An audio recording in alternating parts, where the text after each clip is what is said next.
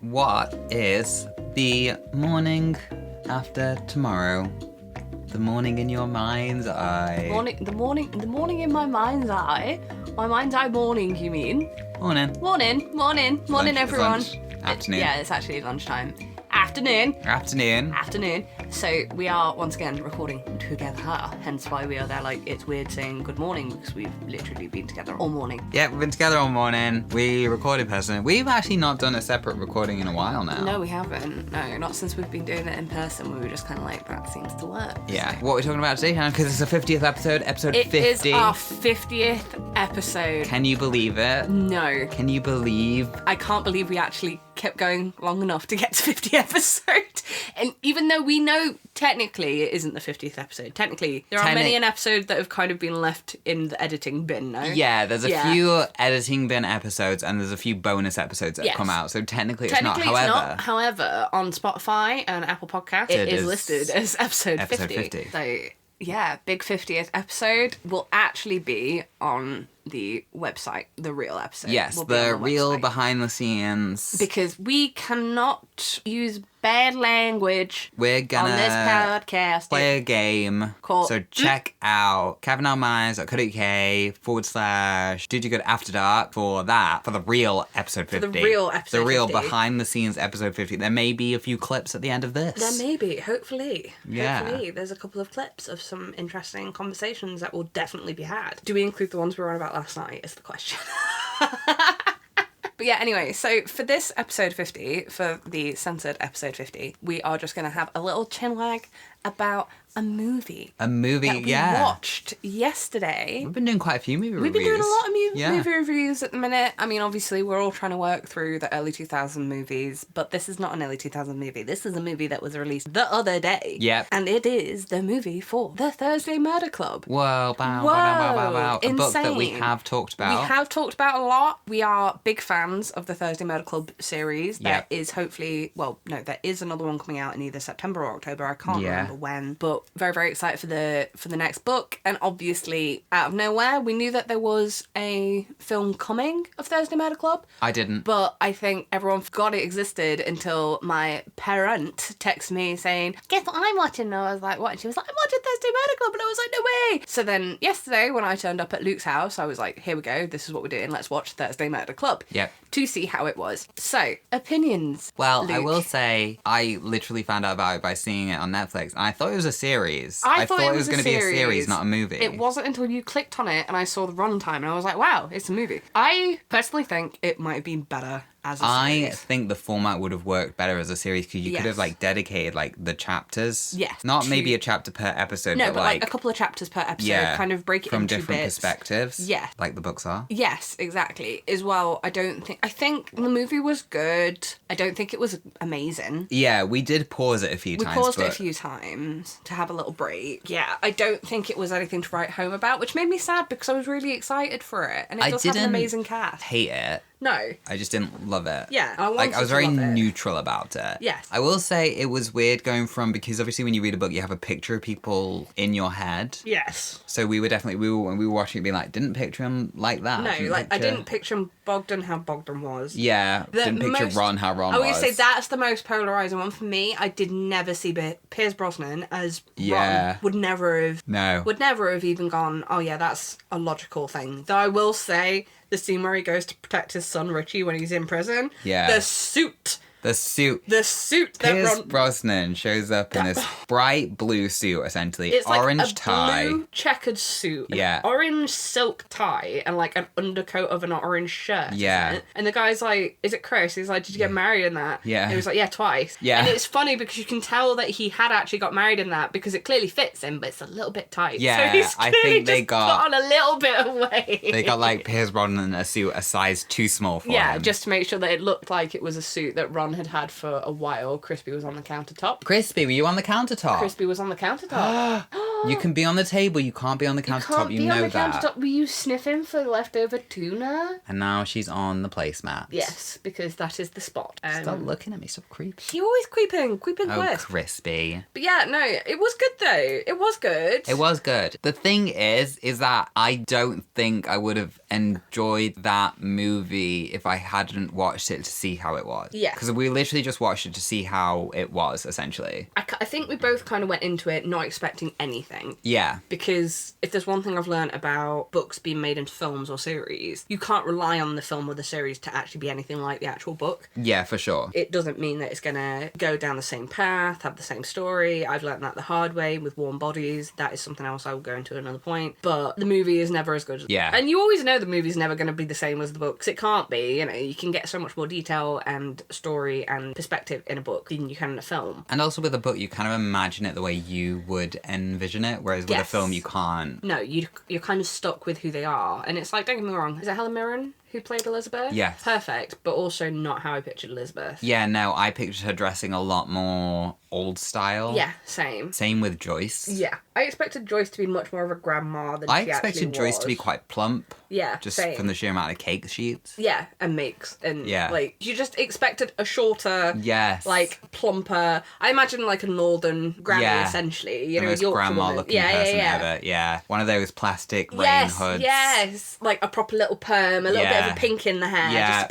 pink, what is it called? What is it called? They call it again? Isn't it called, like, a colour wash or something? I think so, yeah. Like, a little bit of a colour wash in her hair. Like, that's what I pictured. That is accurate. I also pictured that. I think Ibrahim was the closest to the character that I would picture. But, you know, I didn't mind the movie. I just didn't love it. Yeah, and I'm sad that I didn't love it, because I wanted to, I didn't. Anything to it, in my opinion. No. So that was a bit of a shame. I will say, like we did discuss it, the differences in the rooms. Yes, the different apartments in the place. Like, obviously, apartments will all have different sizes and stuff and slightly different layout, but it's drastically different. Yeah, and it's like, because Cooper's Chase, the building that they picked, I think was perfect. Yes. Like, that's how I imagined Cooper's Chase. But we were watching, because obviously each character has their own apartment, and it's quite, I do quite like how they tell the story through the apartments of which character's which, though, because without even questioning, you know that's Ron's apartment, you know that's Ibrahim. Do you know what I mean? Like, Ron that randomly is in a roof in a the roof when flat. there's a flat roof on the building. Like, there's no roof, but it looks like a roof, and it looks like a little attic space for Ron's apartment, but it's like, then it zooms out of the building, and there's very clearly nowhere for an attic space. It's because like, I don't think they would put a room in an attic for old people. They wouldn't. And as well, it's like, when you're there going, those windows aren't anywhere on the outside of the building. So, a little bit of, like, I think there was a bit of movie magic there. I think some of that was a set. I don't think it was actually in Cooper's Chase. But I will say, the Jigsaw Room. The Jigsaw Room is very pretty. Beautiful. Exactly. Actually better than what I pictured it in my head to be. Yeah. Because I just imagined, like, a room in an OAP home. Do you know what I was picturing sort of like a school gymnasium situation. Yeah. But instead it's this just stunning, essentially botanical room where there's, like, plants everywhere and these beautiful, tall, round, stained glass windows. And all I could think the whole movie, every time they showed that room, was how much I would love to sit with a coffee and just read in that room. You were like, well, it'd be so nice to sit there and read, and I'm like, that'll be a cold room. It would be a cold room, and I'm just there like, yeah, but I'd be alright with it. I run hot, so I'd be okay. It'd be you that'd be frozen. I'd be very comfortable in there. Even in the summer, I think it'd be cold. Yeah. I reckon it'd be like a greenhouse in the summer, though, because of all the windows. Yeah, there's no glass roof. True. That would have been the best. Feels like a Millennium Dome. Yeah. Yeah, that would be good. But yeah, no, I don't think it was a bad movie.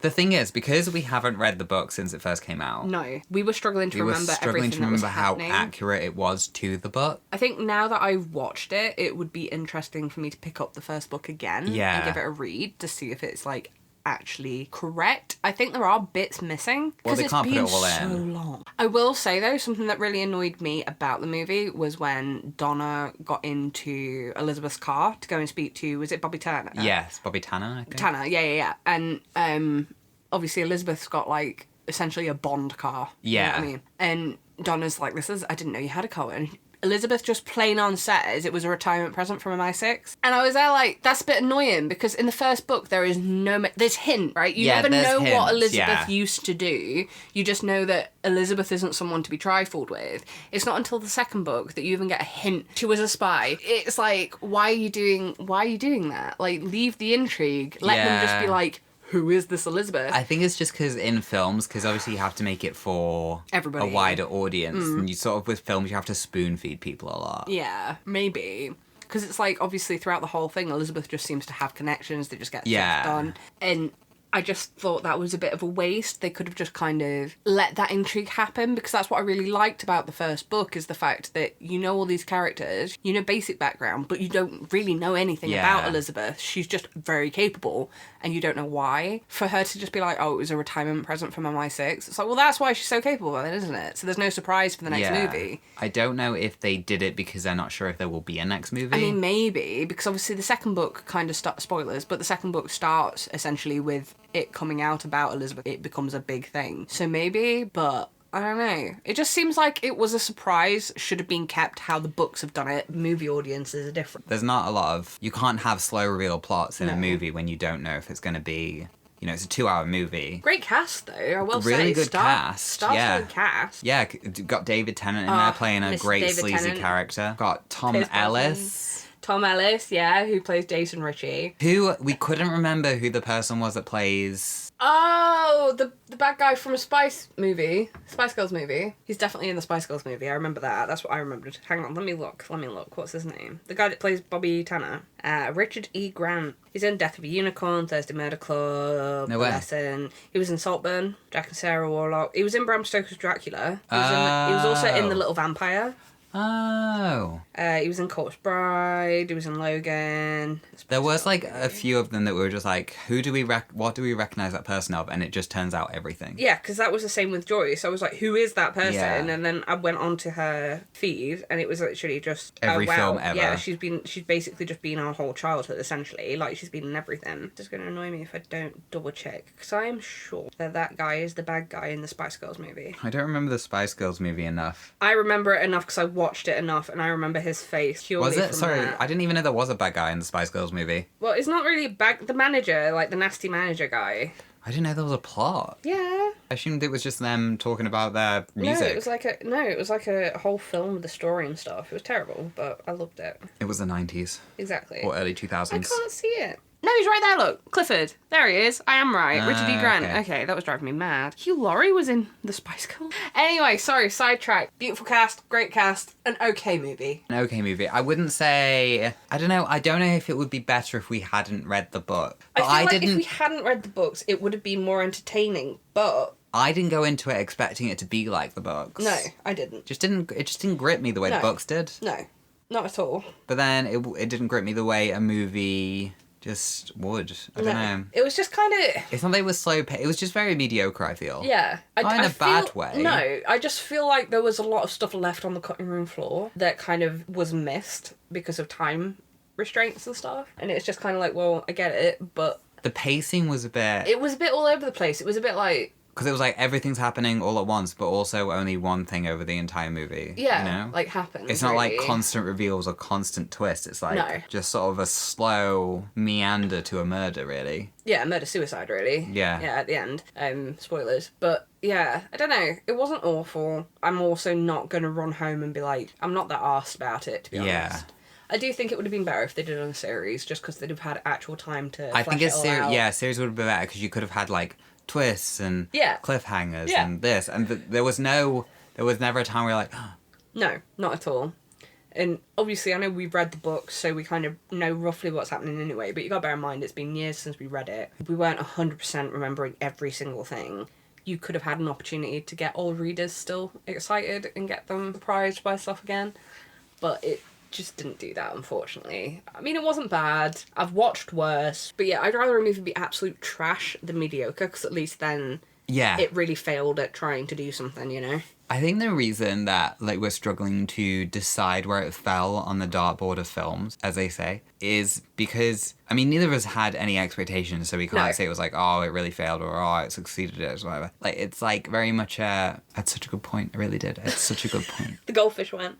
And the goldfish is gone. Goldfish is there gone. There goes Larry. Bye, Larry. See you later, Larry. But for like a new movie, for a new film, and for a Yes. Netflix film, and for something that has made so much news and was like a really talked Hyped about thing. thing as a book, it just didn't have that. It just didn't feel like there wasn't passion behind it. Yeah, no, I get that, actually. I think you might be correct. Like, Yeah. the charisma that the book had is not there in the film. Yeah. Like, the chemistry of the characters, I don't think is in the film as much as it was in the book. But it doesn't feel like it's a sellout film. No. It just feels like it's lacking something essential. It feels like there wasn't that one guy in the scene behind the scenes that was like pumping up everything. There's something just not quite there with it. But I don't know if Richard Osman had anything to do with the film. I don't know. It was just very meh. Yeah. Yeah. How many stars out of 10? 5, average. It's not a terrible movie, but it's also not a good movie. So 5. I love it. Yeah. What about you? I don't know. I think I'd have I think 5 is so accurate because I don't have an opinion on it either way. Like, if I was really annoyed that it was really, really bad, then obviously I'd go lower, but it's not. It's not bad, it's just very middle of the road. Yeah. Yeah, I agree And with that's you. almost more offensive than bad. Yeah, to be fair. Very meh. It was That's a meh. Med Club movie, meh. But read the books, though. Yeah, read the book. We love Definitely the read books. the books. We do like the books. Obsessed with the book. Very, very excited for the 4th one to come out. Tell me about, you mentioned movie adaptations and how some of, was it Warm Bodies you said? Warm Bodies, don't. I didn't know that was a book. Is that the one with the zombie? Yeah. I haven't watched the film either. I only know of it in passing. Is that the one with the zombie that like... Falls in love. Yes, essentially. With a human. And the actor who plays... Yeah. Peter the Great. Yeah. Nicholas Hoult. Yeah. Yeah. Back in the day, I read Warm Bodies. There we go, that's the name of the book. The name of the book is Warm Bodies. Loved the book, actually. The book was really, really, really good. I think I read it in like a day. It was great. Spoilers for this book, it's old. But at the end of the movie, essentially, the bad guy human, like, he gets eaten. Like, it's like a bloodbath. It's just chaotic. There's big deaths, big things that happen. And then in the movie, they just gloss over it. The bad guy just lives and he learns his lesson. It's just done. Is it more of like a young audience movie? I think so, yeah. Yeah, I was going to say, because when I remember it being advertised, it felt like it was felt for like, more of yeah, a preteen. It kind of was. So I think they just kind of ruined it by changing the audience for it. And that really annoyed me because obviously I was waiting for this guy that I really hated. Like a character that you genuinely despise, waiting for him to be like ripped apart. No, fine. Nothing worse than when a character isn't ripped apart. Right? I was raging. I was like, excuse me, I paid for murder. Let me see the murder. But yeah, no, that was just an example of a book that was a fantastic read and then just completely changed for the movie. Same happened with World War Z. Okay. Did you ever watch the movie for World War Z? No. No. You know which one I mean, though? The one with Brad Pitt. Okay. The zombie movie. Yeah, I think so, yeah. Yeah. So the book, once again, amazingly written book. It's written as an account. It's kind of like someone documenting what's happened already. So it's written like a report. Yeah. From different points of view, what different people saw in kind of like the outbreak time of the zombie apocalypse and all this. It really is hard hitting. It hits you in the gut a lot. It's kind of... The Brad Pitt character is the guy that's going around collecting all the stories, essentially, for the report. But in the movie, he's just kind of like... The idea of a report goes out the window. He's just a scientist guy that just isn't a scientist anymore. And, you know, he's just going around the globe, essentially, to try and make a cure because he's a big, important man. And then it's just like, well, why? What happened to the story that you had? I do always dislike, and this is sort of like the Joker situation, when...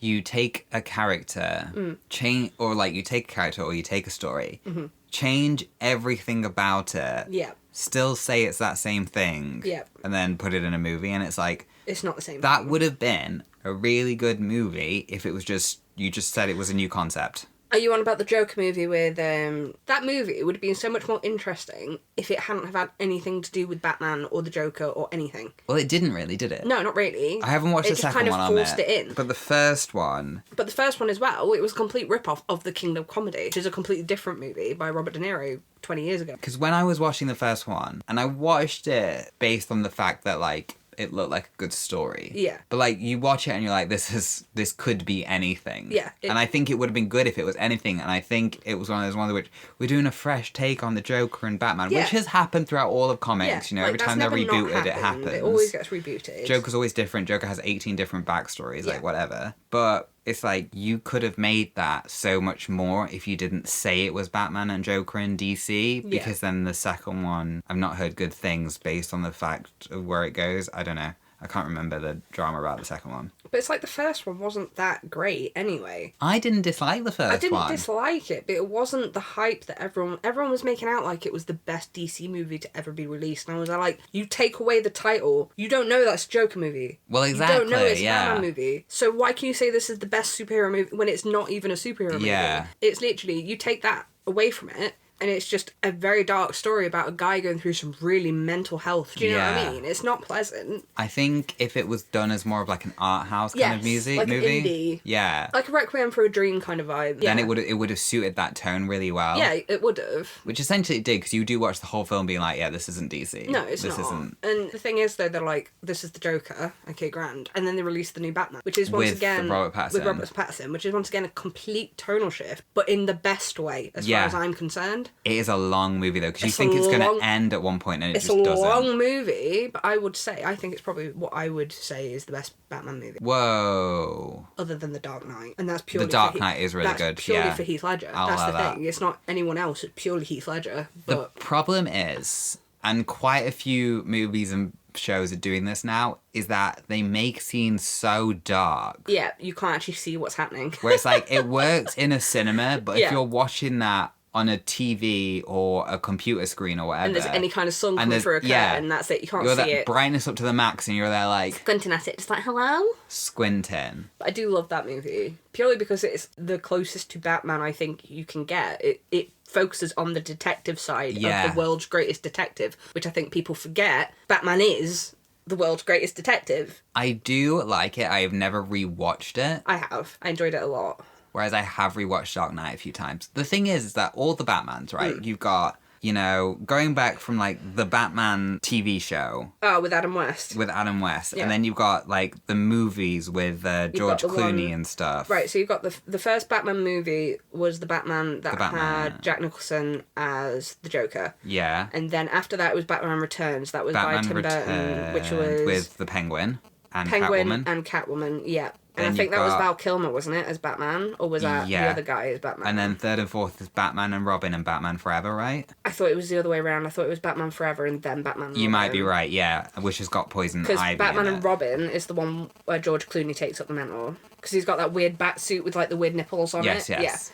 That's the one with Clooney. Yeah. And then we go into the newer ones, which is Batman Begins, Dark Knight. And Dark Knight Rises. And then it goes on to a whole other kettle of fish, because then you've got the Ben Affleck.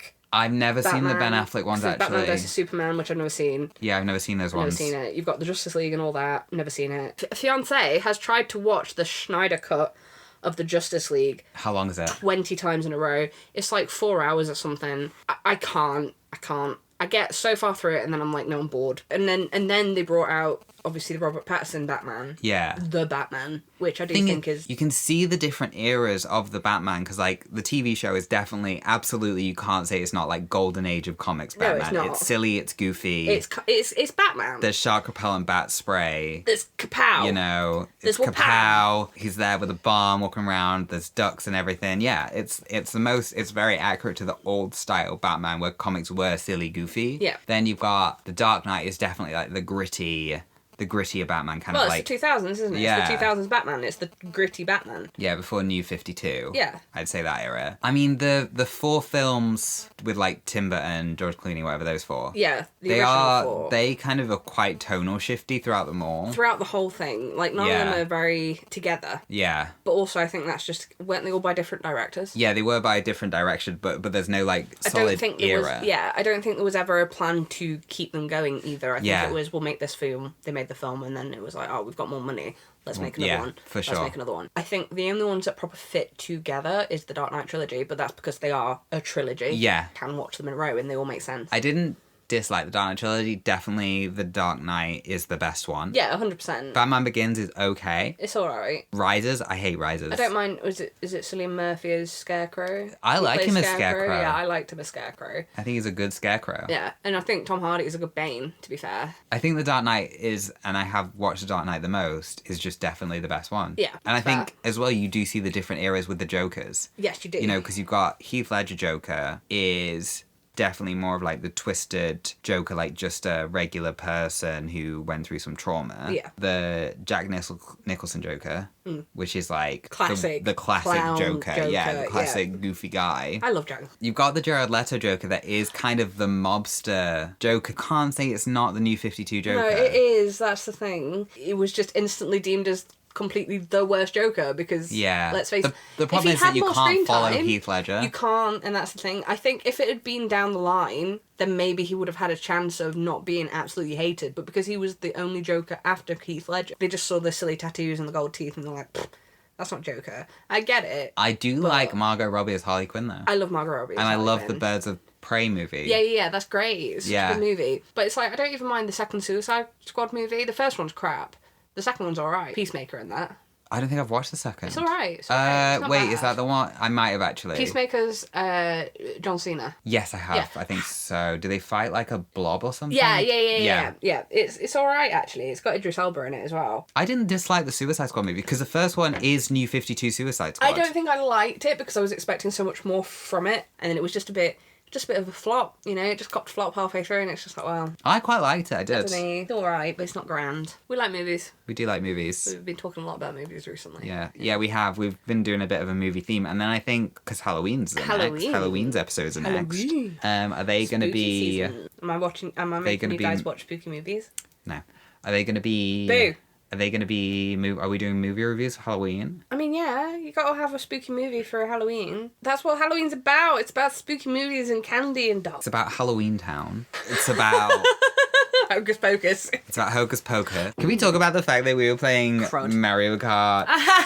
Playing Mario Kart for like way too long last night. And someone picked Toad. I'll give you a guess as to who picked Toad. It was me. I didn't want to pick Toad. It's just Toad. You chose Toad. Well, no. It's because I was playing with... I can't remember which character I was on. And I was like, I wonder if Toad is lighter for my full acceleration. Because that's how Luke plays. Luke only plays acceleration and nothing else. Look, anyone that hasn't done it this way needs to try one where full acceleration is maxed. Because you can get red shelled and blue shelled and banana splitted all over the houses. But you're up to max speed within seconds. It doesn't matter. No.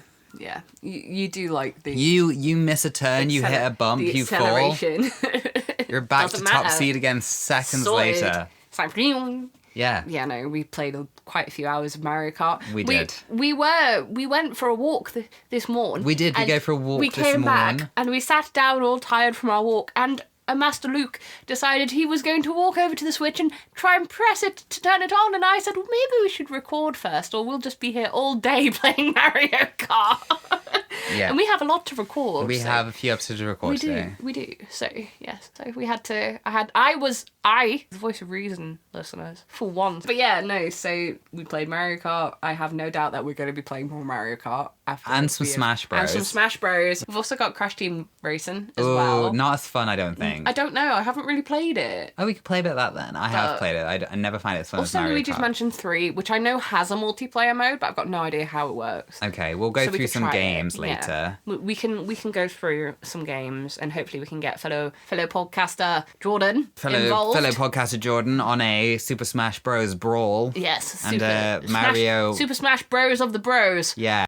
This has been the main feed episode. Main feed. I've been Luke. That's been Shannon. This has been Dude You Good episode 50. We talked about Thursday Murder Club. We talked about movies. We talked about little gaming things. We talked about everything. Yeah, we had a little chat, a little chitty chat. Check out Cafe No Minds on Instagram, on YouTube, on the cafenominds.co.uk for the website where the bonus episodes are. Check out Dude You Good on YouTube. Hey. We have a Patreon as well that's in its infancy, but we're hoping to do stuff for it. So please support us if you really like supporting creators. We also have a TikTok as well now. What? We have a TikTok body rock? I've made it. I haven't posted anything yet. I was hoping to get some things from this week. But yeah, so we have a TikTok. If you would like to follow, it is at DYGpod. Very easy. DYGpod. So yeah, come and give us a follow. There will be shenanigans up there. I am now basically taking over the socials, so that's very dangerous for everybody. And go on the Instagram. DYGPOD. Yeah, DYGPOD. DYGpod. So yeah. Yeah. There's the episode. Here's a trailer maybe. Trailer, maybe. Boy. Boy. Don't be trash. Don't be twat. Bye. Boy. But stay tuned Yes. for a clip and a little teaser of episode 50 on the website that may be coming out as like a shorter version on the Spotify feed as well. We will have to see about censorship, essentially.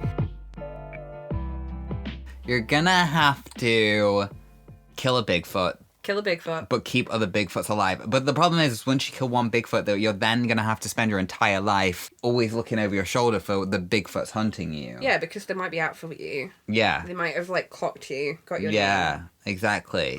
Because you've committed a murder, most murder, foul. most foul. Although, I mean, in the Bigfoot community, is it murder unless it's between two Bigfoots? You know, is it sort of like an iRobot robot situation? If murder is murder only when it's between two humans, is cake still cake if it's vegan? Back to the question. Was that? Did I ask that? That was you.